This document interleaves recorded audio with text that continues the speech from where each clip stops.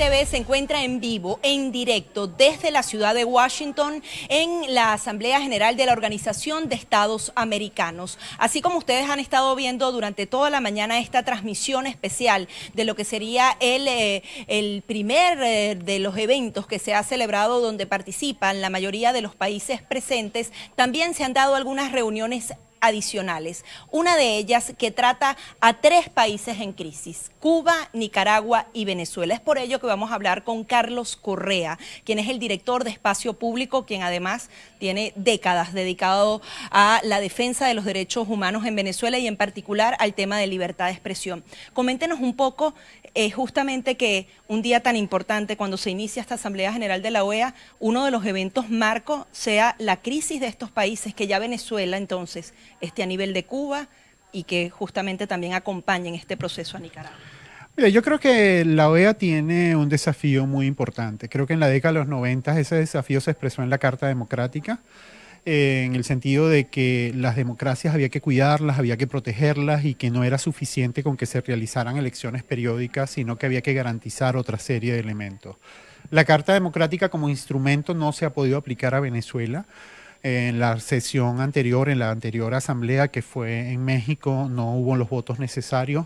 Pero la pregunta es, ¿cuál va a ser la respuesta de la región a los procesos de desinstitucionalización que se pueden estar dando en la región?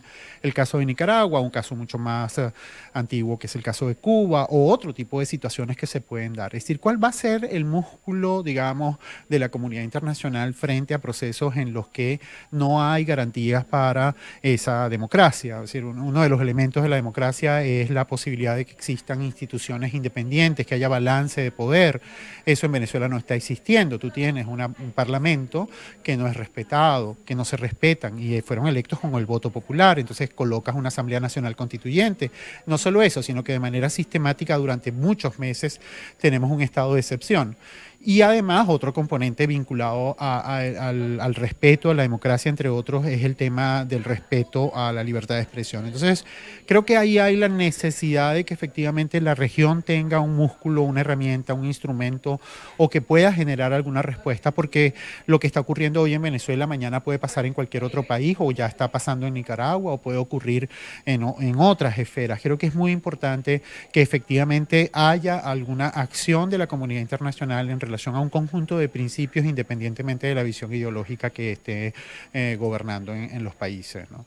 Justamente refiriéndonos al tema de libertad de expresión, vemos cómo todos los medios masivos de comunicación en Venezuela están en manos de o personas relacionadas al gobierno o directamente con el gobierno. Está medios digitales que están haciendo una gran labor, pero que no llegan a esa población completa.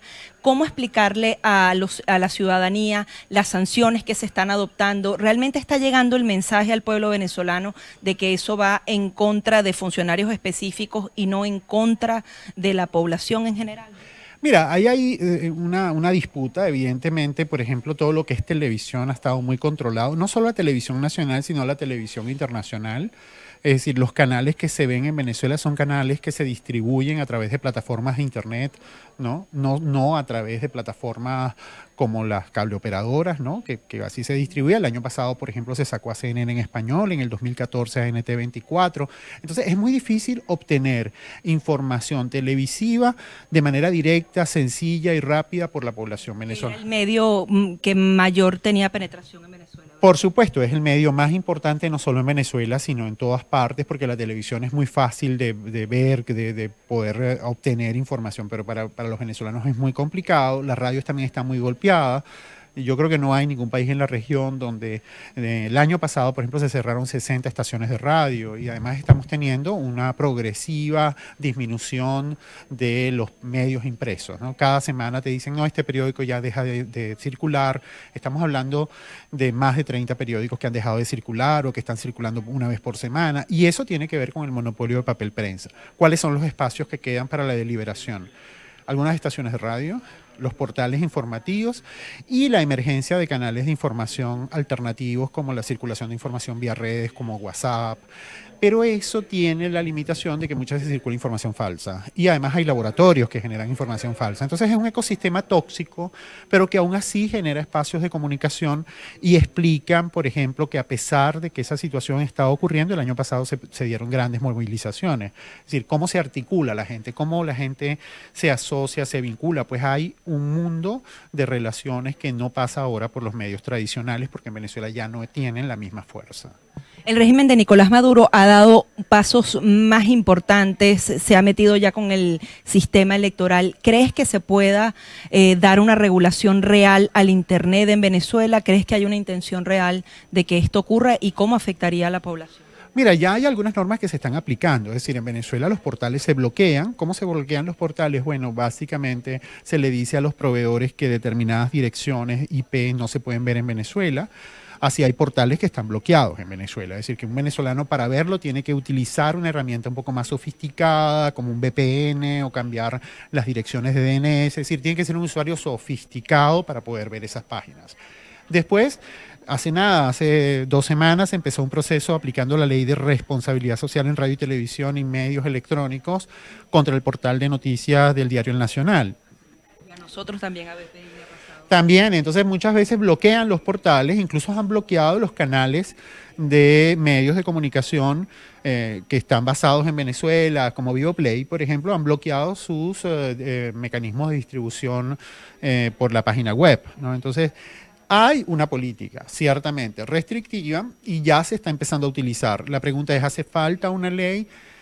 Bueno, también se está aplicando la denominada ley, que no es una ley, la denominada ley contra el odio, que empiezan a utilizarla como argumento para abrir procedimiento. Entonces yo creo que hay ya una infraestructura legal. Si no se aplica, tiene que ver con que en algunas ocasiones esas restricciones afectan también al propio chavismo. Entonces es como, es complicado. ¿Cómo hacer llegar el mensaje? También, entonces ahí están esas limitaciones y además necesitan también construir una cierta legitimidad. O sea, necesitan todavía que existan algunos medios, que se puedan ver algunos medios para decir, no, en Venezuela hay garantías para la libertad de expresión y está este o otro medio, ¿no? Creo que es un pulso entre la sociedad democrática que busca información, que quiere información de calidad y la voluntad represiva por parte del gobierno. También queremos hablar un poco de la Asamblea General de la Organización de Estados Americanos. Veíamos que el vicepresidente quería pedir que fuera Venezuela expulsada de este organismo. ¿Es posible? Justamente los países del Caribe no van a votar. ¿Qué creen ustedes que conocen muy bien este organismo? Mira, yo creo que a nosotros nos parece muy importante que Venezuela tenga algún tipo de espacio de interlocución. Creo que es muy importante sí que se generen mecanismos reales y concretos. O sea, Venezuela ya solicitó su expulsión de la OEA, pero sigue asistiendo, ¿no? Entonces, ¿por qué sigue asistiendo? Bueno, porque creo que... ¿Por qué expulsarla si ellos se van a retirar en un año? ¿Hay alguna diferencia? Bueno, yo creo que es un esfuerzo simbólico. Yo no mido, no alcanzo a medir cuál puede ser el calado de una decisión de ese tipo. Pero en todo caso, lo que a nosotros nos interesa es que efectivamente el gobierno venezolano haga algún cambio. Creo que no sé si esa medida, yo no tengo la certeza de si esa medida va a contribuir. Lo que sí es cierto es que el gobierno venezolano está muy aislado porque está fuera de la OEA, no permite la visita de los órganos de control, no hace caso, no permite la ayuda humanitaria. Está muy aislado, está muy solo, ¿no? Más allá de lo que podría ser una resolución de expulsión o no de Venezuela, ¿crees que a través de la Organización de Estados Americanos se logre por lo menos la ayuda humanitaria, que se haga el llamado, que otras naciones le hagan el llamado a Venezuela para que entre medicina y comida? Mira, llámala como tú quieras, pero ciertamente la situación de vacunación, la situación de acceso a medicamentos, la situación de la hiperinflación que vimos en el país es una situación muy grave. No aceptar la ayuda es criminal. Es criminal con la gente que está dejando de tener acceso a tratamientos y a la medicina. Si no lo quieren llamar así, llámenle de otra manera. Lo que está ocurriendo en la región es que ahora el problema no es un problema distante, es un problema, la enorme migración. Precisamente en estos días también aquí se han hecho foros sobre el tema. Entonces la migración es muy fuerte, es decir, se está hablando de que hay alrededor de 1.600.000 personas en Colombia y pueden llegar a ser 4 millones. Estamos hablando de que ya en algunos lugares la población venezolana es más del 5% de la población de un país, entonces las cifras son muy altas. Bien, muchísimas gracias a Carlos Correa, director de Espacio Público, quien se encuentra entonces en esta reunión. Asimismo, también vamos a conversar con Darío Rubén. Rodrigo Diamante, disculpe, ¿cómo está? Para que justamente nos comente en el marco de la Asamblea General de Estados Americanos, ¿qué esperan ustedes, las organizaciones que están justamente siguiendo cada uno de los temas? Bueno, la verdad es que lo mejor que podía pasar para Venezuela ya pasó, que fue esta investigación de crímenes en lesa humanidad que ocurrió esta semana. Nosotros creemos que este es un mecanismo histórico que nunca ha ocurrido. Venimos aquí también para buscar apoyo del resto de la sociedad civil que está aquí representada para que nos ayuden a alzar la voz, para que ahora lo que hace falta para Venezuela es que un país refiera el caso de Venezuela ante la Corte Penal Internacional. Ciertamente es que las ONGs que hacen vida por los derechos humanos en la región pueden hacerle presión a sus presidentes donde hacen vida, por ejemplo en Argentina, Chile, Costa Rica, Canadá, y hemos venido acá también para buscar más alianzas con organizaciones de derechos humanos para que alcen la voz en este sentido y realmente haya una investigación de crímenes de lesa humanidad muy pronto en la Corte Penal Internacional, porque solo la justicia va a garantizar que nosotros podamos recuperar la democracia en Venezuela. Creo que es importante explicarle un poco a la ciudadanía lo que ocurrió la semana pasada, justamente este informe que refieres, y ya se daban algunas noticias asegurando que 4 gobiernos podían llegar a la Corte Penal Internacional. Al un presidente acudir a esta instancia, ¿qué sucede? ¿Cómo se facilita el proceso? Sí, para aclarar los términos, ¿no? Ahorita Venezuela está en una fase de examen preliminar. Eso es lo único que puede hacer la fiscal que le permite el Estatuto de Roma, que es comenzar un examen preliminar, pero el examen preliminar tiene una limitación que solo incluye los delitos que se cometieron en el 2017. La OEA hizo una investigación histórica, es la primera vez que un ente independiente hace en el hemisferio, hace una investigación de crímenes de lesa humanidad para exigirle a la fiscal que amplíe el espectro de la investigación del 2017 e incluya los delitos que se cometieron desde el 2014, luego pedirle y con estas pruebas entregarle ese sustento legal que necesitarían los países para referir el caso. Eso se refiere al artículo 14.1 del Estatuto de Roma, que estipula que cualquier Estado miembro puede referir el caso para pasar así de un examen preliminar a la investigación formal. ¿Cuál es el cambio? ¿Cuál es la diferencia entre un examen preliminar y la investigación formal? Bueno, la investigación formal ya no estudia los eventos, sino los responsables. Comienza ya la investigación de cada una de las personas que pudieron ser los autores intelectuales, materiales de todos esos delitos de crímenes de lesa humanidad cometidos en Venezuela. Para nuestra sorpresa, la OEA descubrió que al menos 7 delitos, 7 categorías de crímenes de lesa humanidad de las 11 se encuentran presentes en los eventos ocurridos del 2014. Eso significa que un gran número de funcionarios públicos están ahorita presentes en esa investigación. Personajes como el ministro de Alimentación que están vinculados con la acusación de negar la ayuda humanitaria por razones políticas. Bueno, eso es uno de los delitos. Todos los casos de tortura, asesinato, persecución. Entonces, ¿por qué esto nos debe dar un alivio? Bueno, porque justamente toda esa impunidad, todos esos asesinatos que vemos que ocurren en Venezuela, todas esas torturas, solo la justicia internacional puede garantizar que frene la impunidad y que haya un costo por la represión. Porque mientras los funcionarios en Venezuela pueden asesinar, torturar y perseguir a los venezolanos sin ningún costo, pareciera que no vamos a conseguir nunca detener este proceso en el que los venezolanos nos sentimos completamente secuestrados por la dictadura y que no vemos que haya ninguna salida. Por eso es que es tan importante la Corte Penal Internacional para frenar este tipo de delitos. De manera práctica, para que la ciudadanía entienda, podría, a través de un juicio en la Corte Penal, el presidente, los militares, ser procesados, ir a la cárcel. ¿En qué se traduce al final? Sí, lo bueno es que la Corte Penal Internacional es la única instancia internacional que tiene la autoridad de enviar órdenes de capturas contra cualquier funcionario sin importar su investidura. Y lo ejecuta Interpol.